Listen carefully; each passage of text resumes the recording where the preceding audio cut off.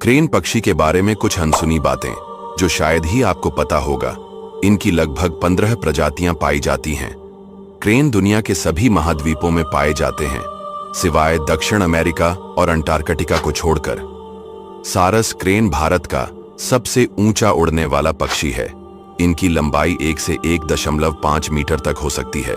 Crane पक्षी शाकाहारी और मांसाहारी दोनों होते हैं।